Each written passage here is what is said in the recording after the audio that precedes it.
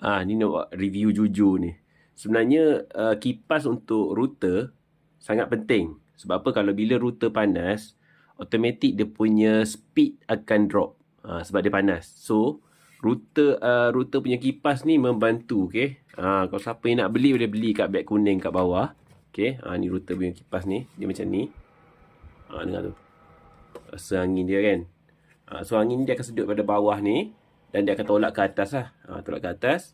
So, dia akan masuk dah ikut lubang-lubang kecil ni. Nampak tak? Lubang tu. So, benda ni dia akan sejukkan kita punya router ni. So, efek dia nanti, kita punya router, dia akan sejuk. Bila sejuk, dia punya speed akan naik. Kalau biasa dapat 50, mungkin akan dapat 100. So, kalau siapa yang nak beli, boleh beli kat beg kuning kat bawah. Boleh tengok. Ni bahagian atas ni. Ni kita beli jenis ni lah. Lagi satu, bila beli, dia akan bagi sekali tapak warna hitam tau. So, tampal dekat router sebab nak bagi ruang sikit kan. Untuk dia berdiri. Okay, so siapa yang nak beli, memang boleh beli. Memang, orang kata apa, memang untung. Memang untung. Dan memang menyejukkan router anda.